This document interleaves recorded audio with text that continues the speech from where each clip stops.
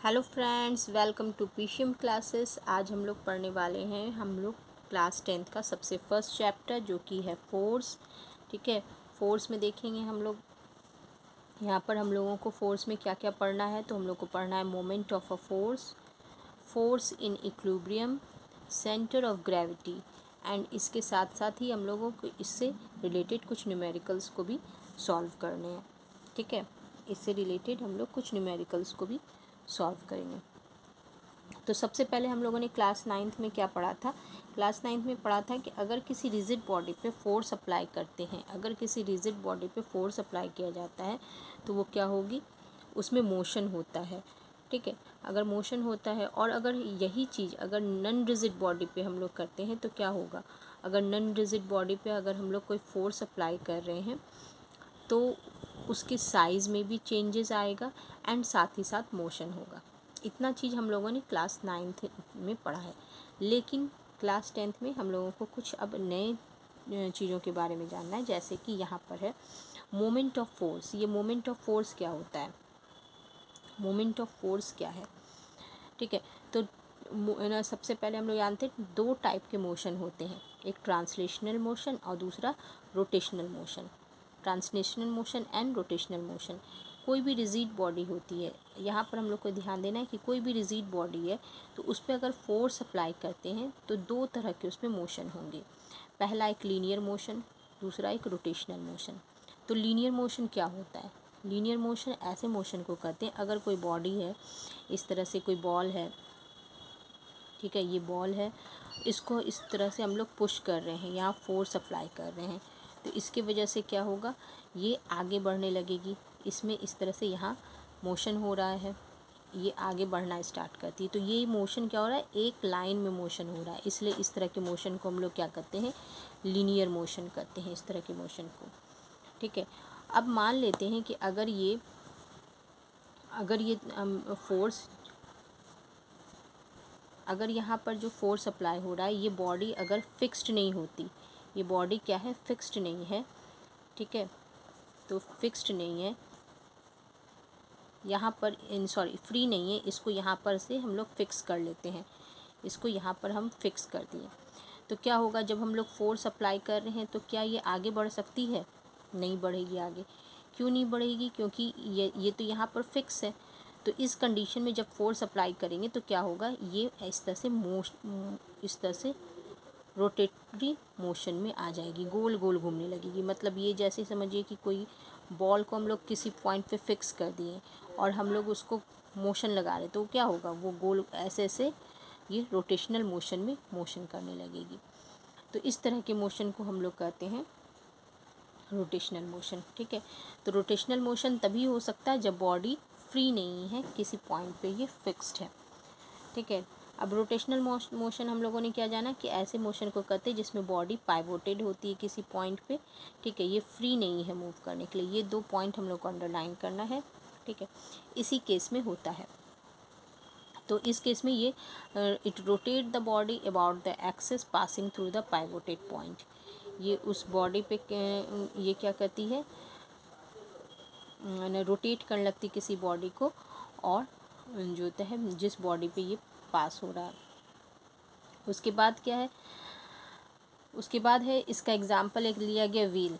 कोई व्हील है, इस तरह से दिखाया गया कि एक ये व्हील है, इसको इस तरह से यहाँ पर पाइवोट कर दिया गया। पाइवोट करना मतलब होता है कि वहाँ पे फिक्स कर दिया गया। जब इसको फिक्स कर दिया जाता है और यहाँ पर ऐसे फोर्स लगा रहे हैं तो ये क्या होगा, इसमें ये इस तरह से दिखाया जा रहा है कि इस तरह से ये घूमना स्टार्ट कर देगी। ठीक है, तो इसी तरह का फोर्स हम लोग ना, जैसे हम लोग मान सकते हैं हम लोगों का डोर का हैंडल होता है, हम लोग का डोर का हैंडल होता है, तो उसमें क्या होता है, सेम यही चीज़ें होती है। डोर के हैंडल में हम लोग जब फोर्स लगाते हैं तो वो क्या होने लगती है, यहाँ पर जब डोर के हैंडल में हम लोग फोर्स लगाते हैं, एक सेकेंड, तो ये क्या होने लगती है, जब तो ये अपने एक्सिस के लॉन्ग मूव करने लगती है। हम लोगों ने देखा था कि हम लोगों ने देखा होगा कई बार कि जब हम लोग डोर खोलने जाते तो क्या होता है, डोर को जब हम लोग पकड़ते हैं तो वो एक एक्सिस पे एक इस तरह से डोर क्या होती है, यहाँ पर मान लीजिए ये डोर है, ये डोर इस तरह से हम लोग, यहाँ पर डोर है और इसकी यहाँ नॉब है, तो हम लोग इसके हैंडल पे जब हम लोग फोर्स लगाते हैं तो ये क्या होती है, यहाँ पर ये फिक्स है, इस पॉइंट पे फिक्स है, तो ये या तो ये इस डायरेक्शन में या तो ये इस डायरेक्शन में हाफ रोटेटरी मोशन में ये मूव करती रहती है, हाफ रोटेटरी मोशन में मूव करती है। तो इस तरह के मोशन को, डोर का मोशन जो हम लोग देखते हैं अपने डेली लाइफ में, ये क्या है, वो रोटेटरी मोशन का ही एक एग्जाम्पल है। अब नेक्स्ट है कि मोमेंट ऑफ फोर्स क्या होता है। तो मोमेंट ऑफ फोर्स को हम लोग टॉर्क भी कहते हैं, इसका दूसरा वर्ड है टॉर्क। ठीक है, जब किसी बॉडी को हम लोग इस तरह से है कि consider a body which is pivoted, मान लेते हैं ये कोई बॉडी है, ये ओ पॉइंट पे फिक्स्ड है, ठीक है, और इस पे एक फोर्स इस डायरेक्शन में यहाँ हम लोग फोर्स लगा रहे हैं, इस डायरेक्शन में जब इस पे फोर्स अप्लाई किया जाता है हॉरिजॉन्टली, तो बॉडी क्या होती है, with its the line of action in the direction A P. अब यहाँ पर हम लोगों को याद रखना है कि जब भी हम लोग फोर्स जो अप्लाई कर रहे हैं, इस फोर्स को हम लोग क्या करते हैं, इस जिस पाइवोटेड पॉइंट को इस तरह से आगे बढ़ाते हैं और इस फोर्स को डॉटेड लाइन से इससे इस तरह से मिलाते हैं। मतलब इसको, ये जो लाइन है, जो फोर्स के लाइन को हम लोग जो आगे बढ़ाए हैं, ये कहलाता है इसका फोर्स, लाइन ऑफ फोर्स, और ये इस फिक्स्ड पॉइंट के साथ परपेंडिकुलर इस तरह से 90 डिग्री एंगल बनाता है। तो ये जो यहाँ से यहाँ तक जो ये डिस्टेंस है, ये कहलाता है इसका डिस्टेंस, एंड ये कहलाता है इसका फोर्स, और ये फोर्स ऑफ लाइन, और इन दोनों के प्रोडक्ट को ही कहा जाता है टॉर्क। तो टॉर्क एक्चुअली क्या है, टॉर्क इक्वल टू, टॉर्क को हम लोग इस तरह से टॉ से लिखते हैं, force into perpendicular distance. Perpendicular distance है इसलिए इस परपेंडिकुलर का साइन बनाते हैं, एंड फोर्स, एंड ये दोनों क्या है, वेक्टर साइन से इस तरह से दिखाएंगे, क्योंकि यहाँ पर ये फोर्स भी वेक्टर है और टॉर्क भी वेक्टर है, तो इन दोनों को ये मतलब ये एक वेक्टर क्वांटिटी है, हम लोगों को याद रखना है, क्योंकि जब भी हम लोग टॉर्क बताएंगे तो उसके साथ साथ हम लोगों को उसका डायरेक्शन भी बताना होगा। अब क्या है, क्या क्या ये है,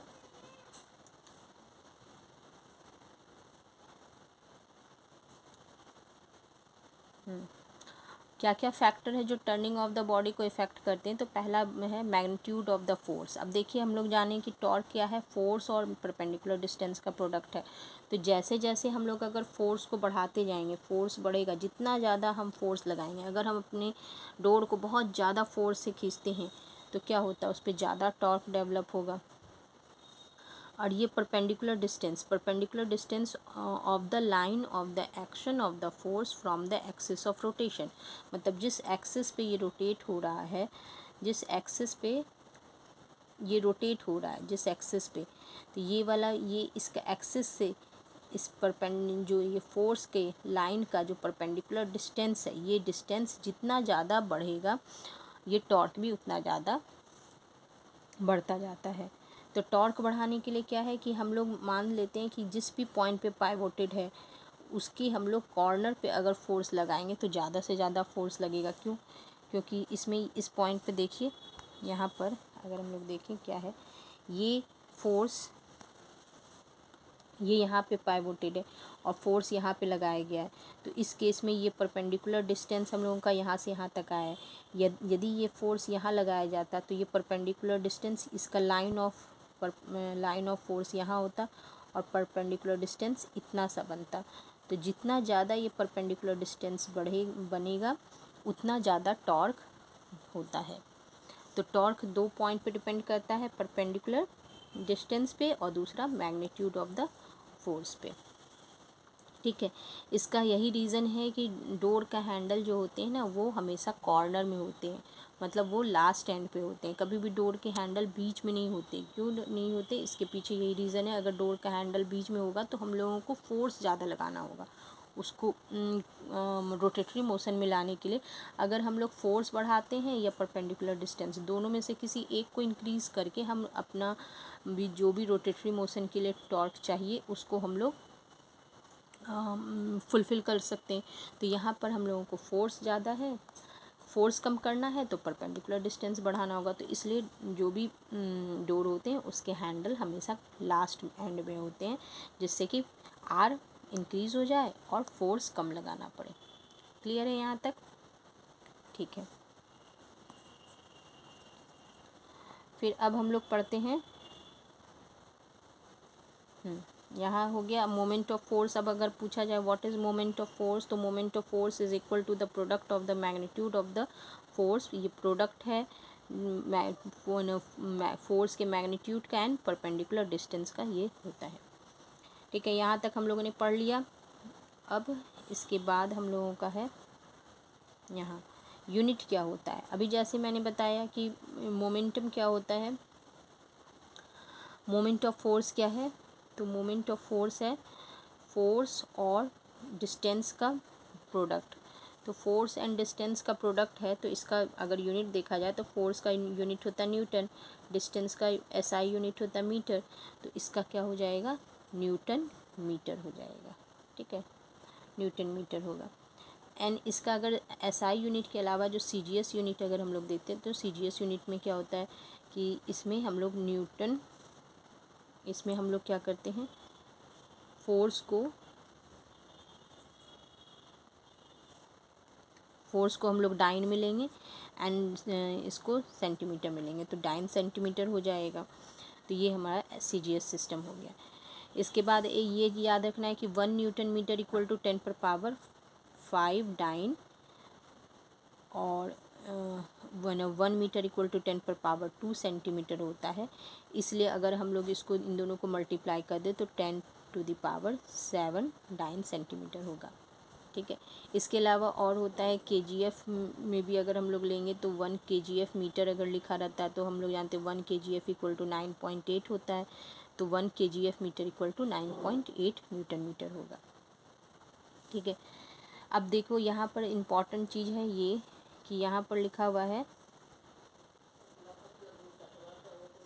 clockwise and anticlockwise moment क्या होता है। अगर किसी मैंने बॉडी में if the effect of the body is to turn anticlockwise, अगर हम लोग किसी बॉडी को एंटी क्लॉकवाइज टर्न, जैसे ये बॉडी है इसको हम लोग चाह रहे हैं एंटी क्लॉकवाइज मतलब होता है जहाँ तक घड़ी के बिल्कुल निडल के अपोजिट डायरेक्शन में। तो एंटी क्लॉकवाइज में अगर हम लोग इसको रोटेट कराते हैं तो इस मोमेंट ऑफ फोर्स को हमेशा पॉजिटिव माना जाता है। एंटी क्लॉकवाइज मतलब पॉजिटिव में ये डायरेक्शन हो गया मोमेंट ऑफ फोर्स का। और अगर हम लोग इसको क्लॉकवाइज में रोटेट करा रहे हैं, अगर इसको क्लॉकवाइज में रोटेट करा रहे हैं, क्लॉकवाइज में रोटेट करा रहे हैं, दैट मीन्स कि इसमें इसका डायरेक्शन क्या है, निगेटिव है। ठीक है, तो मोमेंट ऑफ फोर्स जैसे मैंने पहले बताया कि ये एक वेक्टर क्वांटिटी होता है, इसका डायरेक्शन एंटी क्लॉकवाइज भी हो सकता है और क्लॉकवाइज भी हो सकता है। अगर एंटी क्लॉकवाइज डायरेक्शन है तो इसको कहा जाता है direction of anti clockwise moment is along the axis of rotation outwards. मतलब ये जो होता है जब एंटी क्लॉकवाइज है तो एंटी क्लॉकवाइज है मतलब इसका डायरेक्शन क्या है, टुवार्ड द ऑब्जर्वर, मतलब जो देख रहे हैं उसके साइड है, उसके अपवर्ड साइड में इस तरह से। और जब ये क्लॉकवाइज है दैट मीन्स ये इनवर्ड साइड में है, जो होता है जो देख रहे हैं उसके अवे फ्रॉम द। जैसे डोर को हम लोग अपने तरफ खींच रहे हैं, डोर को जब अपने तरफ खींच रहे हैं तो वो क्या होता है, हमारे तरफ आता है डोर का जो उसको क्या कहते हैं, डोर हमारी तरफ आ रहा है, दैट मीन्स ये क्या है, एंटी क्लॉकवाइज। अगर डोर हम लोगों से दूर जा रहा है, जब हम लोग उसको क्लोज कर रहे हैं तो वो हम लोग से दूर जा रहा है, तो वो हो गया क्लॉकवाइज डायरेक्शन। ठीक है, तो यहाँ तक हम लोगों ने समझ लिया। अब देखो यहाँ पर न्यूटन मीटर एक ये ना, क्योंकि हम लोगों को फिजिक्स में कॉन्सेप्ट लेना है, तो यहाँ अगर न्यूटन मीटर है तो न्यूटन मीटर का एक और होता है, हम लोग जानते हैं वर्क का भी यूनिट होता है न्यूटन मीटर, और यहाँ मोमेंट ऑफ फोर्स का भी यूनिट होता है न्यूटन मीटर। तो दोनों का न्यूटन मीटर है, लेकिन दोनों एक दूसरे से काफ़ी डिफरेंट है। न्यूटन मीटर होता है moment of force and newton metre होता है वर्क। इन दोनों का यूनिट सेम है, और वर्क क्या है, स्केलर क्वांटिटीज़ है। इसके बाद वाले वीडियो में हम लोग इसका नेक्स्ट का पेज देखेंगे। एंड अगर वीडियो पसंद आया है तो प्लीज़ शेयर कीजिए एंड एक दूसरे को दोस्तों के साथ शेयर कीजिए और ज़्यादा से ज़्यादा लाइक कीजिए। एंड इसके बाद का पार्ट जल्दी आने वाला है। Till then bye.